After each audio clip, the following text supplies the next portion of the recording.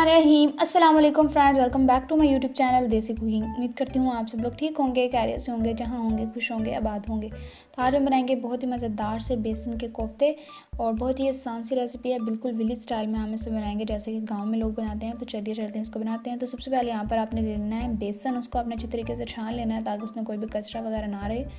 और एक पाव आपने बेसन लेना है और उसमें हम मसाले ऐड करेंगे। यहाँ पर थोड़ी सी मेरे पास पालक है, वो हमने ऐड कर दिया है, और थोड़ा सा हरा धनिया हम इसमें ऐड कर देंगे। बहुत ही अच्छा सा इससे लुक आता है।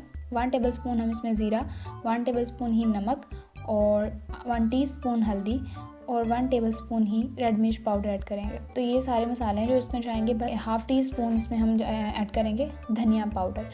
थोड़ा सा आपने पानी ऐड करना है, ज़्यादा ऐड नहीं करना, और इसको अच्छे से मिक्स कर लेना है। इस हद तक मिक्स करना है कि बहुत पतला भी ना हो और बहुत गाढ़ा भी ना हो, नॉर्मल हो। तो अभी आप देख सकते हैं इस तरह से आपने इसको बना लेना। और उसके बाद फिर हमने इस तरह से गोल गोल इसके कोफ्ते रेडी कर लेने हैं आपने इस तरह से हाथों की मदद से। तो प्लेट में हम नीचे जो है वो बेसन को डस्ट कर लेंगे ताकि जो कोफ्ते हैं वो प्लेट के साथ ना चिपकें। इस अच्छे तरीके से फिर बन जाते हैं। तो माशाल्लाह से आप देखें कि सारे कोफ्ते हमने बना लिए हैं और अब हम इनको बॉईल करेंगे। तो यहाँ पर पानी रख लिया था मैंने और 1 लीटर तकरीबन पानी लिया और उसको मैंने अच्छे से बॉईल कर लिया। जब पानी बॉईल होने लग जाए तो फिर आपने इसमें सारे कोफ्ते ऐड कर देने हैं। ठंडे पानी में नहीं ऐड करने हैं, जब पानी गर्म हो जाए तब ऐड करें। तो हम इसको 10 से 15 मिनट बॉईल होने देंगे। तो यहाँ पर हम तड़का लगा लेते हैं। यहाँ पर मैंने 1/2 कप घी ले लिया है और इसमें मैंने 1 मीडियम साइज़ का प्याज शामिल किया है। प्याज को हम थोड़ा सा सौते करेंगे। तो उसके साथ ही हमने 4 से 5 हरी मिर्चें और 1 अदद टमाटर मीडियम साइज़ का हमने ऐड कर दिया और इसको अच्छे से हम भुनेंगे कोई 3 से 4 मिनट ताकि अच्छे से इसकी बुनाई हो जाए। और इसके साथ ही हम ऐड करेंगे 1 पाव मटर। मटर आपके पास ऑप्शनल है, अगर आप ऐड करना चाहते हैं तो कर सकते हैं, वरना स्किप भी कर सकते हैं।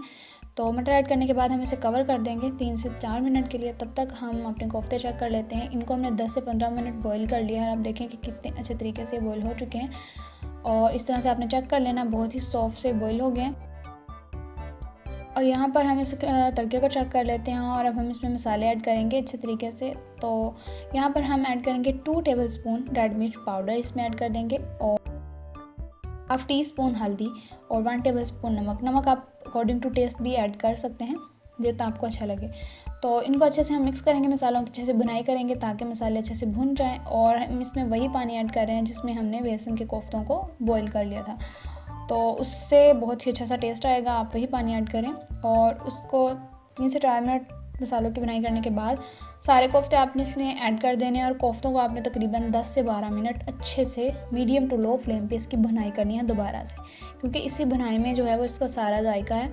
अगर आप भुनाई नहीं करते अच्छे से तो फिर ये जो है वो अंदर से बिल्कुल भी टेस्टलेस रहते हैं। इसमें टेस्ट जो है अब्जॉर्ब नहीं करता, मसाला जो अब्जॉर्ब नहीं होता इसमें। तो इस तरह से आपने 10 से 12 मिनट इसको अच्छे से भून लेना है। तो 10 से 12 मिनट हो चुके हैं हम इसको भूनते हुए और आप देखें कितने अच्छे से भून चुके हैं। अब हम इसमें पानी ऐड कर देंगे, वही वाला पानी हमने इसमें ऐड किया जिसमें हमने कोफ्ते बॉईल किए थे।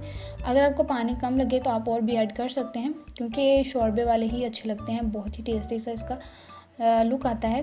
तो हमने इसको 10 से 12 मिनट के लिए छोड़ दिया था कवर करके बिल्कुल लो फ्लेम पे, और अभी बिल्कुल रेडी हो चुका है, बिल्कुल पक चुका था। अब हम इसके ऊपर धनिया का छिड़काव कर देंगे जो हमने कट करके रखा था, बिल्कुल फ्रेश धनिया।